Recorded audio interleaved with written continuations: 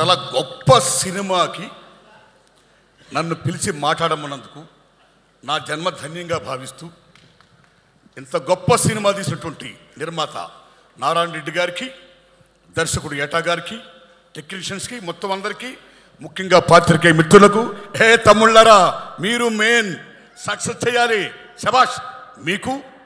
ఇక్కడ ఒక పెద్ద ఆయన ఉన్నాడు, ఆయన కామారెడ్డి ఎమ్మెల్యే గారు. కేసీఆర్ గారు ఓడిపోయారా? నేను షాక్. రియల్లీ రేవంత్ రెడ్డి గారు ఓడిపోయారా? మళ్ళీ షాక్. కామారెడ్డి బిడ్డ వెంకటరమణారెడ్డి గారు ఇద్దరి మీద గెలిచాడా? అమ్మని అమ్మ ఎవడైనా ఆయన చూడాలరా బాబు అనుకున్నా, నిజంగా చూడాలనుకున్నా. తెలుసో సార్ కానీ ఒక్కసారి చూడాలనిపించింది. ఈ రజాకార్ దయ వల్ల వారిని చూసా. శబాష్ వారికి. మన హార్మూర్ రెడ్డి గారు, మీ ఇద్దరు దెబ్బ వల్ల ఈవేళ నరేంద్ర మోడీ గారు, అమిత్ షా గారు తెలంగాణలో 5 ఎంపీలు 6 ఎంపీలు కూడా ఈవేళ ఏకంగా 15 ఎంపీలకి మేము సిద్ధం అని చేశారు మహానుభావ. ఓకే, వందనాలు మీకు, ధన్యవాదాలు మీకు.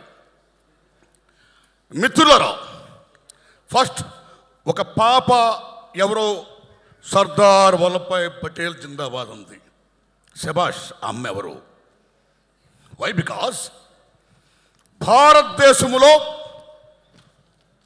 567 పైగా సంస్థానాలుంటే ఆ రోజుల్లో ముఖ్యంగా కశ్మీర్, జునాగఢ్, ట్రావెన్కోర్, నిజాం స్టేట్, ఈ నలుగురు కూడా మేం భారతదేశంలో విలీనం కావు.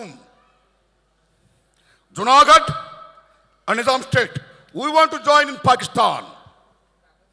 ట్రావెన్కోర్ మేము సొంతంగా ఉండదలుచుకున్నాం. కశ్మీర్ మేము సొంతంగా ఉండదలుచుకున్నాం అని క్లాష్ వస్తే ఇండియా ముక్కలైపోద్దా, చిన్న భిన్నమైపోద్దా, ఏమైపోద్ది భారతదేశం అని తాపత్రయపడుతున్న దోషుల్లో లార్డ్ మౌంట్ బాటన్ నుంచి బ్రిటిష్ వాళ్ళందరూ కూడా బ్రిటిష్ రూల్ చేయకపోతే ఇండియా చెక్కలైపోద్దని ఎదురు చూస్తున్న తరుణంలో జవహర్లాల్ నెహ్రూ గారితో కొట్లాడిన ధీరాది ధీరుడు సర్దార్ వల్లభాయ్ పటేల్. అప్పుడు నెహ్రూ ప్రధానమంత్రి, సర్దార్ వల్లభాయ్ పటేల్ ఉప ప్రధాని, హోమ్ మినిస్టర్. మిస్టర్ నెహ్రూ, ఇప్పుడు కన్నా ఈ కన్నా మనం విలీనం చేయకపోతే we are going to lose our nation, Hinduism, country, India మొత్తం పోద్ది. నువ్వు చేస్తావా, నన్ను చేయమంటావా అని పటేల్ గారు అడిగితే నెహ్రూ అలగపూనాడు. అలగపూనప్పుడు నువ్వు అలగపూనుతున్నావు, very sorry, I'm going to resign my post అన్నాడు పటేల్. సర్దార్ వల్లభాయ్ పటేల్ అంటే మీరు నమ్మండి, ప్రైమ్ మినిస్టర్ ఆఫ్ ఇండియా కావాల్సినోడు. 16 ఓట్లు ఆయనకు వచ్చాయి, జస్ట్ 4 ఓట్లు నెహ్రూ గారికి వచ్చాయి. నోట్ మహాత్మా గాంధీ వల్ల చివరికి సర్దార్ వల్లభాయ్ పటేల్ గారు ఉప ప్రధాని అయ్యాడు, జవహర్లాల్ నెహ్రూ ప్రైమ్ మినిస్టర్ అయ్యాడు. That is Sardar Vallabhbhai Patel. ఆ సర్దార్ వల్లభాయ్ పటేల్ గారు నేను రాజీనామా చేస్తాను అన్నాడు ఆయన. Nehru shock. Okay, you do it అన్నాడు ఆయన. ఎస్ అని, మిస్టర్ పటేల్ కశ్మీర్ జోలికి పోకు, కశ్మీర్ నాకు వదిలే అన్నాడు ఆయన. వై? ఇంకన్నీ మీకు తెలుసు, అది పెద్ద సినిమా, మళ్ళీ ఏటా గారు సినిమా తీస్తాడు ఆయన, అల్లూరు గారు తీస్తాను లేకపోతే, రైట్? అప్పుడు మీరు నమ్మండి మిత్రులారా, నిజాం స్టేట్ని తెలంగాణ రైతాంగ సాయుధ పోరాటం, సుద్దాల అశోక్ గారు ఏం రాశాడు, ఈ తమ్ముడు భీమ్ ఏం పాటలు మ్యూజిక్ చేశాడు, భారతీ ఉయ్యాలు ఏం పాటలు ఇంకో తమ్ముడు రాశాడు. గొప్ప మ్యూజిక్ ఇచ్చావు భీమ్, నీ జన్మ ధన్యం. తెలంగాణ రజాకార్ మామూలు సినిమా కాదు ఇది, శబాష్ మ్యూజిక్, రైట్? నిజంగా నాకు ఎక్కడ ఆనందిస్తుంటే గూడూరు నారాయణ రెడ్డి గారు, ఈ బిలాంగ్స్ టు బీజేపీ, రైట్? ఈ బీజేపీ వాళ్ళకి కొంచెం ఎర్ర జెండా అంటే కొంచెం ఎక్కడో చిన్న పీకుడు పెద్ద పీకుడే. కాబట్టి వాళ్ళెందుకు మనం ఫోకస్ చేయాలి అనే భావం లేకుండా, సినిమా అంటే సత్యం, సత్యాన్ని చాటి తెప్పేది cinema. That is the greatest of Telugu film industry. భారతదేశంలో ప్రపంచంలోనే చారిత్రాత్మక సినిమాలు తీయాలన్నా, పౌరాణిక సినిమాలు తీయాలన్నా, సోషల్ తీయాలన్నా, ఇలాంటి హిస్టారికల్ ఫిల్మ్ తీయాలన్నా తెలుగు గడ్డ. That is the greatest of Telugu. సత్యం జనాన్ని చెప్పడం. అందులో ఈవేళ గూడూరు నారాయణ రెడ్డి గారు ఈ రజాకార్ సినిమా తీయడం ఆషామాషి కాదు, నిజంగా గట్స్ కావాలి.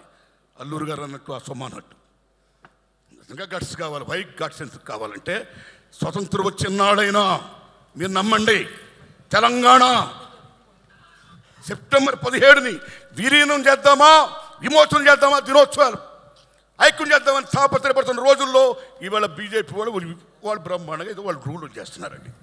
అలాంటి రజాకార్ సినిమా ఇవాళ రావడం అనేది సత్యాన్ని జనాన్ని చెప్పడం. బికాజ్ ఇందాక ఇంద్రరాజు గారు అన్నారు మంచి మాట, this not active Muslim film, right? సత్యం ఇది. But Muslim state Mir Osman Ali Khan, Kasim Razvi, Sardar Vallabhbhai Patel ముగ్గురు బ్రహ్మాండమైన యాక్టర్ని ఏటగారు పెట్టాడు. నేను శబాష్, అచ్చు అలాగే ఉన్నారు వాళ్ళు. శబాష్. Character fitness is most important, right? మీరు నమ్మండి మిత్రులారా, ఆనాడు తెలంగాణ రైతాంగ సాయుధ పోరాటం కానీ, వందే మత ఉద్యమం కానీ బీభత్సంగా సాగుతున్న రోజుల్లో మీర్ ఉస్మాన్ అలీ ఖాన్ ఈ షాక్డ్ నిజాం స్టేట్ అయిపోద్దు వాట్ టు డూ. ఇవాళ రెండు కళ్ళ సిద్ధాంతం అని మనం చెప్పుకుంటాము చూడండి. ఆ రోజుల్లోనే హిందువులు ముస్లింలు నాకు రెండు కళ్ళు అని he wants to rule Nizam state. కానీ ఎక్కడో షేక్ అవుతున్నాడు. He wants to save his Kingdom. దానికోసం అప్పుడు ఏం చేశాడంటే, ఈవేళ ఏ ఎంఐఎం ఉందో అది లాతూర్లో ఒక ముస్లిం ఫండమెంటలిస్ట్, ఓ ముస్లిం పెద్ద ఆయన ఏర్పాటు చేశాడు ఎంఐఎం పార్టీని. దానికి నాయకుడు ఎవరండి? మీర్ ఉస్మాన్ అలీ ఖాన్ కాదు, కసిం రజ్వీ. అప్పుడు నిజాం స్టేట్ అంటే తెలంగాణలో 12 జిల్లాలు, 8 జిల్లాలు, మహారాష్ట్ర 5 జిల్లాలు, కర్ణాటక 3 జిల్లాలు. This is Nizam state. అప్పుడు కసిం రజ్వీని పిలిపించి, నా సామ్రాజ్యాన్ని నువ్వు కాపాడు, ఏం చేస్తావు చెయ్యన్నాడైనా. అప్పుడు ఆయన రజాకార్ అనే ఒక సంస్థను ఏర్పాటు చేశాడు. What is the meaning of Razakar? Muslim మత సేవకుడు, ముస్లిం మత పరిరక్షకుడు. వీఆర్ ది పరిరక్షకాస్ ఆఫ్ ముస్లిమ్స్. ఇస్లాం స్టేట్ కావాలి అని రజాకార్ని మొత్తం సైన్యాన్ని ఏర్పాటు చేశాడు. They came from where? From Iran, Iraq, Pakistan, Afghanistan, Bihar, UP. ఈ ప్లేస్ నుంచి 2 లక్షల మంది రజాకారులు. అక్కడి నుంచి రజాకారులు ఏం చేశారు, ఏం వాగడాలు చేశారు. ఆ రోజుల్లో, ఆ 10 ఏళ్లలో ఈవేళ తెలంగాణ గుండెకాయని ఎలా గుణపాలతో గుచ్చారు, తెలంగాణ గుండెల మీద ఎలా కుంపట పేల్చారు, తెలంగాణ తెలని భాషని, సంస్కృతిని, సమస్తాన్ని కూడా ఎలా పిప్పు చేశారు అనేది మన తమ్ముడు ఆల్రెడీ సినిమాలో చూపించాడు. అలాంటి దశలో ఆ రజాకార వ్యవస్థ మీద ఎంతమంది మహానుభావులు త్యాగం చేస్తే, ఇందాక మనం మంచి మాట చెప్పుకోవాలి గూడూరు నారాయణ రెడ్డి గారు, ఇది నిజంగా యాంటీ ముస్లిం ఫిల్మ్ కాదు, గుర్తుపెట్టుకోండి. ఆ రోజుల్లో కసిం రజ్వీ మీద ప్రప్రదంగా అటాక్ ఇచ్చిన వీరాది వీరుడు, సూరాది సూర్యుడు, గ్రేట్ ఇంతియాజ్ పత్రిక editor and writer Shoebullah Khan. తాలో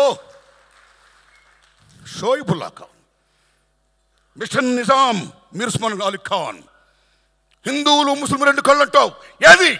హిందువులు చంపుడు పాడవేనా నీ 2 కళ్ళ సిద్ధాంతం? Mister Kasim Razvi, don't be like Muslim fundamentalist. మానవత్వంతో ఉండు. చూసుకోండి మిత్రులారా, అల్లాను పూజించేవాళ్ళు ఎవరో కూడా హిందూ దేవాలను కూర్చో రాముని పూజించరు. యేసుక్రీస్తుని పూజించి చర్చికి వెళ్ళేవారు ఎవరు క్రిస్టియన్స్ కూడా వచ్చి మన రాముడిని, ఈశ్వరుని, హిందూ దేవాలకు రారు.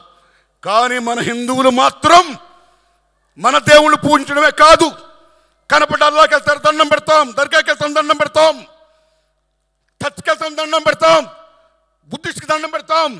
ఒక అల్లా, ఒక ముస్లిం, ఒక క్రిస్టియన్, ఒక వీడే కాదు, కనపడ్డ రాయికి, రప్పుకి, సమస్తానికి కూడా దండం పెట్టే, చెట్టుకి పుట్టుకి పెట్టే మత సహనం గల భారత మాత బిడ్డ హిందూ మతం. That is the greatest of Hindu మతం. ప్లీజ్ ప్లీజ్ తమ్ముళ్ళు, దిస్ ఇస్ నాట్ బీజేపీ అవుతాం, రైట్? తప్పు. ఇప్పటికే ఎన్నికల ఆంజనేయ స్వామితో జెండా పెట్టిస్తారు మీరు. రాముని జై శ్రీరామ్ అంటే రాముడు మీ అబ్బ సొత్తా, మన సొత్తా, అందరి సొత్తు రాముడు. ఇక్కడే మాట్లాడకండి ప్లీజ్. సారే జహా సే అచ్చా అన్న మహమ్మద్ ఇక్బాల్ ఎవరు? ముస్లిం. ఆయన సారే జహా సే అచ్చా హిందుస్థాన్ హమారా అన్నాడు, కానీ సారే జహా అచ్చా పాకిస్తాన్ హమారా అల్లా. That is Iqbal. Unite. Jai Hind టైంలో సుభాష్ చంద్రబోస్ రెజిమెంట్కి నాయకుడైన ఒక ముస్లిం సోదరుడు, మీరు నమ్మండి మిత్రులరా, 1907లో పిళ్ళయ్య గారు అన్న ఆయన కనుగొన్నాడు జై హింద్ అనే పదం పెట్టాలని. పిళ్ళై స్వతంత్ర సంగ్రామ పోరాట యోధుడు.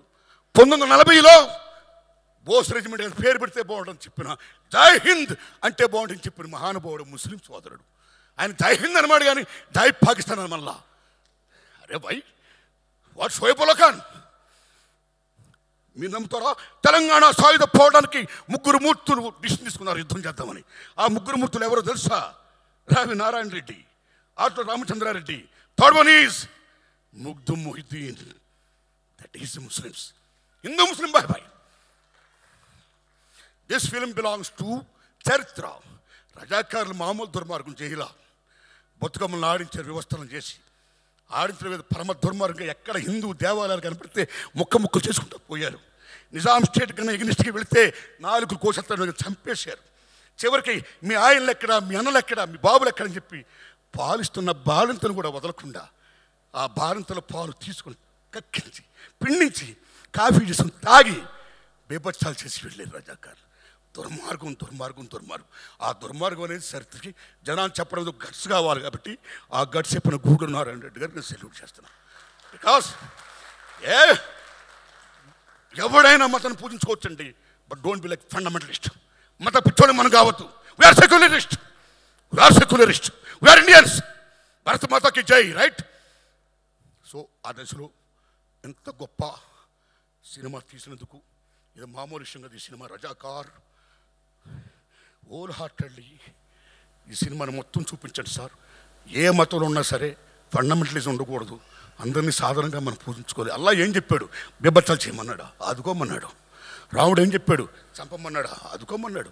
అరే, వాట్ ఈస్ ది రిలీజియన్? మతం అంటే ఏంటి? What is the meaning of Hinduism? What is the Islamism, Muslimism? Ism అంటే మతం, మతం అంటే ఉద్దేశం. వాళ్ళు ఏం చెప్పారో ఆ ఉద్దేశాలు అందరం బాగుండాలని, అలా కోరుకోవాలని ఆ దశలో భాగంగా చరిత్రని ఇంత బాగా చెప్పినటువంటి తమ్ముడు ఏటా నారాయణ రెడ్డి గారికి, సారీ ఏటా సత్యనారాయణ గారికి, గట్స్గా తీసిన మహానుభావుడు గూడూరు నారాయణ రెడ్డి గారికి అందరికీ వందనాలు చెప్తూ, కె రాఘవేంద్రరావు గారు కాంపౌండ్ నుంచి pan India legend director Rajamouli గారు వచ్చారు. అంతవరకు అంతకుముందు కె విశ్వనాథ్ గారి శంకరాభరణంతో ప్రపంచంలో తెలుగు చలచిత్ర పరిశ్రమకు బావుట ఎగిరింది విత్ శంకరాభరణం. రాజమౌళి గారితో ఎగరడం కాదు, occupied it. Rajamouli, Oscar award. ఏం రాజమౌళి మజాకా? జేమ్స్ కెమెరాన్, స్టీవెన్ స్పీల్బర్గ్, వీళ్ళందరూ ఇవాళ Rajamouli I want do with you అని అంటారంటే ఎక్కడికి వెళ్ళిపోయాడు రాజమౌళి? శబాష్ శబాష్ శబాష్. అలాంటి రాజమౌళి తర్వాత మళ్ళా రాఘవేంద్ర శిష్యుడు ఏటా సత్యనారాయణ గారు. కాబట్టి రాజమౌళి గారు అంత గొప్పోడు కావాలని నేను కోరుకుంటున్నాను. Thanks a lot. ధన్యవాదం బ్రదర్, ధన్యవాదం. రైట్? అందరికీ నటించిన నటినటికి, అందరికీ టెక్నీషియన్ మొత్తం అందరికీ, మీడియాకి మొత్తం అందరికీ, తమ్ముళ్ళు మీడియా మిత్రులరా, ఈ సినిమాను బ్రహ్మాండంగా ప్రమోట్ చేయండి, బ్రహ్మాండంగా ఆడాలి. అయ్యా గూడూరు నారాయణ రెడ్డి గారు ఒక ప్రెస్ మీట్ పెట్టండి. This the film the history of Telangana, not the film of Hinduism or Muslimism. My friends, we Indians, come and see the film and support it. చెప్పండి మీరు, రైట్? నమస్కారం తమ్ముళ్ళారా, ధన్యవాదాలు మీకు.